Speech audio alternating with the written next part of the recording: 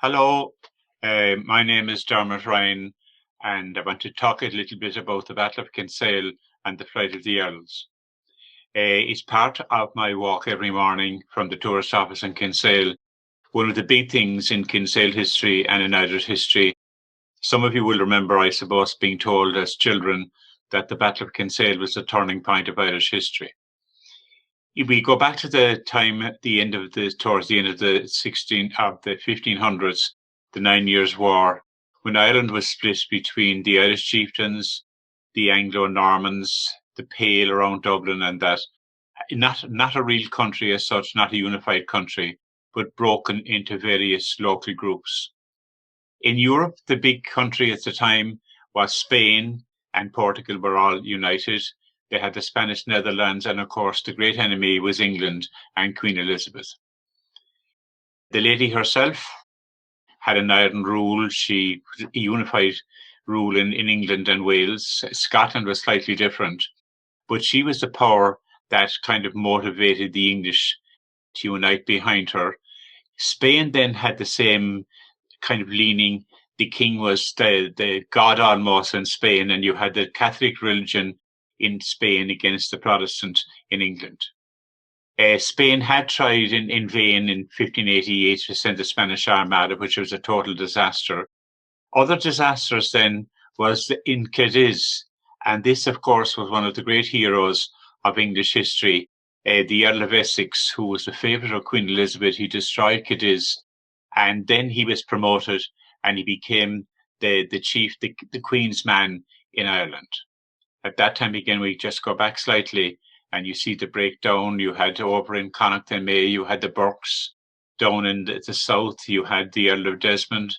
You had butlers in Kilkenny, and of course O'Neill and O'Donnell in the north of Ireland. Now Essex was sent over to fight against O'Neill, the great O'Neill, Hugh O'Neill.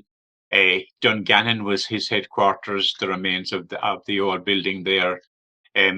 This was his rural part where the famous chair where the O'Neill sat in when he was declared the Great O'Neill. He was also, of course, an earl under the English law, so he had a kind of a dual power. O'Donnell then was a man that, funnily enough, no painting exists of him apart from this kind of rather striking statue. He had Donegal Castle. Unfortunately, the Donegal people were a bit split between Hugh O'Donnell and some of his family. But Essex, his duty was to control Ireland. But instead of going up to the north to O'Neill and O'Donnell, he concentrated in the south around the Earl of Desmond. And what happened then, of course, was that he began to fall out of favour with Elizabeth. And at one time, he was so maybe different that he tried to make a peace actually with O'Neill. They met, just the two of them on their own, and nobody knows exactly what was said. There was a rumour that O'Neill offered Essex that he could almost become King of Ireland. And when Essex went to England, then he rose out against Elizabeth and he was executed. Back in Ireland, the 9 Years' War went very much in favour of the Irish at the beginning. You probably remember there the Ford of the Biscuits, where the food supplies of the English army were captured. The Mairai Pass there near Newry, and of course the greatest one of all, the Blackwater, where Bagnall, whose sister was married to O'Neill, where he died, and many of his soldiers. This is one of the old drawings of what the battle formation looked a bit like between the horse soldiers up in the right-hand corner there, mainly foot soldiers. So Ireland, going back again now, was slightly different. The boundaries, the Burkes had become more powerful in the west, the O'Connors, but O'Neill and O'Donnell, and you can see there the Blackwater Fort, Clontibbert, the strongholds there. Down in the south now, Desmond unfortunately began to lose power, and they were hunted down because the new man who replaced Essex, Mountjoy, was a totally different character. Very able, very astute. He landed garrisons up in the north of Ireland, in Doughcra. He had a sort of a wasting the harvest at one time. to try and deprive the Irish of any food supplies. Mind you, the O'Neill and O'Donnell did the same tactics. His side man, who was in Munster mainly, was Carew. Now, Carew was a very able man. He crushed the Irish in Munster, and this was one of the factors that swung the balance in favour of the English when the Spanish finally landed in Kinsale. Philip in Spain and his son, they were still determined to try and defeat the English, and they sent eventually a force to land in Ireland. Now, some people say, why did they pick Kinsale? This is the old head of Kinsale there. Others will say, why not Kinsale? Kinsale was very well known to the Spanish. It was a safe harbour, sheltered, used a lot by ships from Portugal and Spain. The Spanish were afraid to go to the north of Ireland again after the disaster of the Spanish Armada, when ships were wrecked all the way down as far as the coast of Kerry. The harbour itself, those of you who know it, is fairly small, but in the old days, the sailing ships would fill the whole harbour right up to the river there to our right, up to the top. And of course, then you had the castles, where now we have Charles Fort and James's Fort at the entrance. So it was a very secure harbour, and then you have the open sea out in front. As a result, Kinsale became the place where the Spanish landed. It also had a slight connection with the north of Spain. In Santiago, where the pilgrimage centre was, Kinsale was one of the Irish ports actually where pilgrims went. So Kinsale and Spain had a connection even before the battle itself. When the news came to Ireland that the Spanish had landed in Kinsale, O'Neill and O'Donnell had to march all the way down. Some of you might remember the famous poem, "O'er many a river bridged with ice." So O'Donnell marched all the way down. Carew was sent to intercept him, but he marched across the bogs and the mountains, and in the middle of the night, they froze over. It was so cold. O'Neill had an easier passage. He came down to the Midlands there. And then when they came, this was more or less the situation in Kinsale, where now we have Charles Fort, that was Ringcurran. The Spanish landed there and they took over the town. They had a garrison across the harbour there in what is now James Fort. Unfortunately, when Carew came, he was a master gunner, and he mounted a battery of guns here that smashed the walls of Ringcurran Castle that was belonged to Barry's, and he captured that, and then he captured the other fort as well. So that meant that the English ships were able to come into the harbour and turn their guns on the town. A small town that time, estimated between 200, maybe 250 houses. And the Spanish were blocked in there. They couldn't get out. They expected help from the Irish, never arrived. The Spanish actually brought something like 1,200 saddles, but no horses turned up. So they were isolated in the town itself. The defences were poor. It was a walled town. You can see it there. This was where most of the siege fighting took place, the gate in Cork Street. And the Spanish, some historians kind of throw maybe cold water on the Spanish efforts, but they held out for 100 days. It's estimated to be the longest siege actually in the history of Europe. The English army, you can see there, this drawing is from a painting that's up in Trinity College, and they surrounded the town and they poured shot into it from all directions. They had batteries over in Scilly across the harbour. They had them up in Compass Hill and, of course, at the back of the town. The next part then is that when the English army had control, the Irish finally arrived from the north. Charles Fort, nowadays, that was now totally in English hands. Ringroan was that side of the harbour. James's Fort was in English control as well. Then they moved closely into the town. You have there Mountjoy. There's a little stream there that goes out to the sea, the open sea at Oysterhaven. Mountjoy brought in his supplies from Cork and from England in there. They were landed in Brown's Mills. His camp was down at the bottom of the hill at one stage. Then he moved up in Camp Hill, overlooking the town. You had here the Earl of Thomond at the other side, and Thomond again with a second camp. And the whole town was totally surrounded. And the Irish then, they were isolated.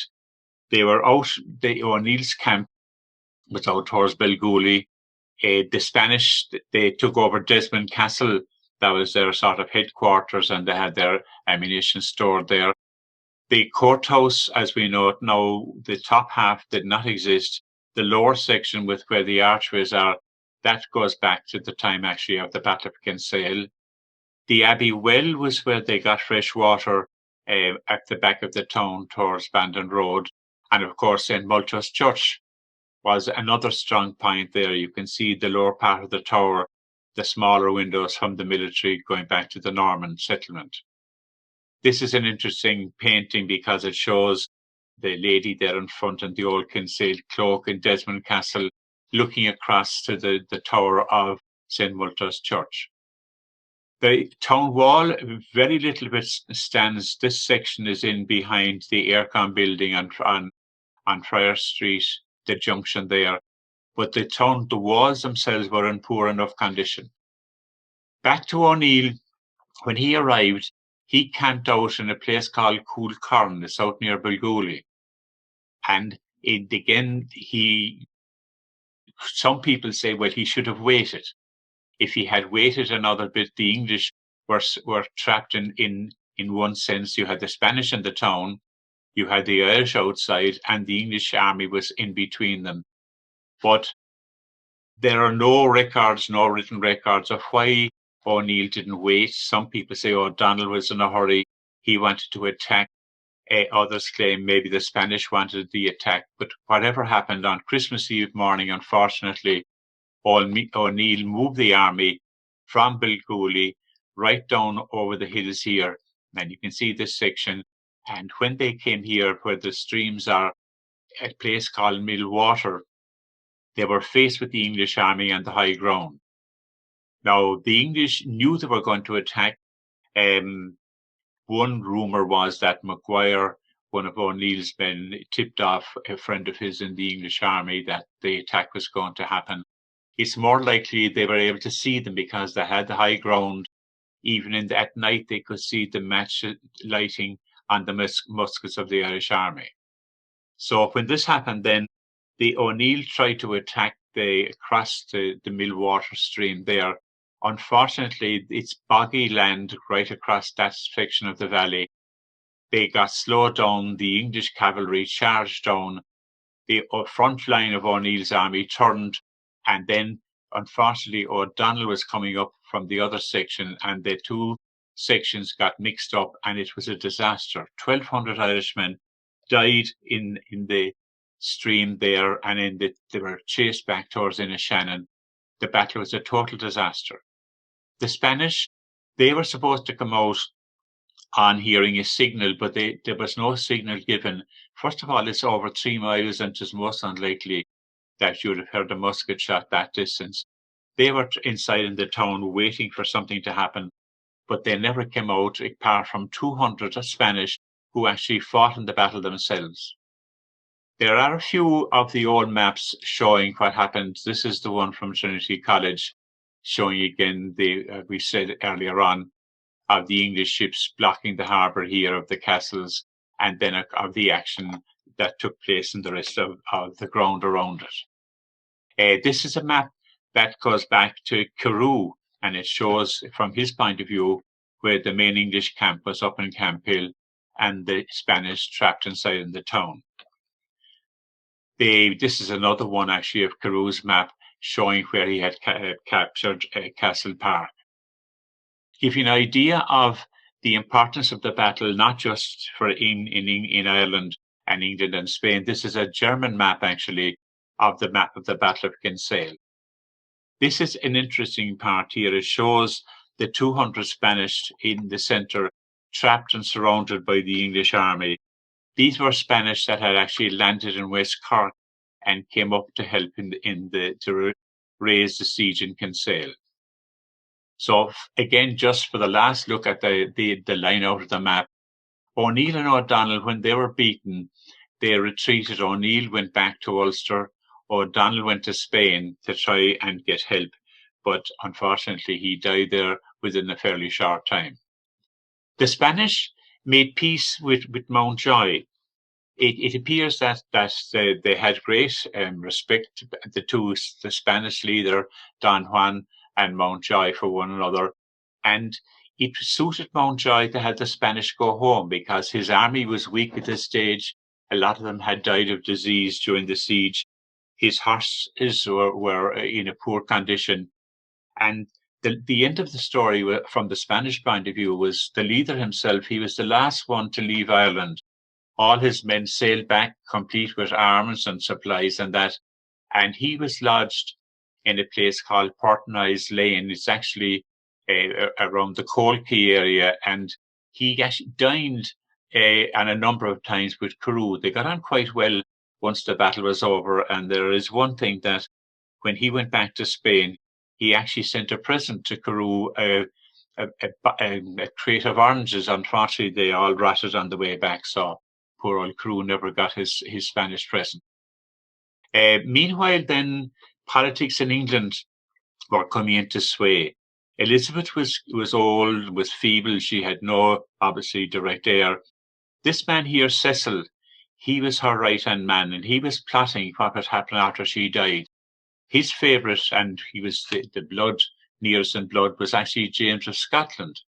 And he wanted him to succeed her, so in case there would be any trouble, that there might be some of the old followers of Essex might surface again. So in the meantime, then, Mountjoy met with O'Neill, and O'Neill submitted formally, and he was let keep his lands. He had to promise to obey English law, but he submitted, and that was the end of the fighting from that point of view. The new King James was a rather peculiar individual. Apparently, he fancied himself as a bit of a literary character, and he oversaw the King James Bible.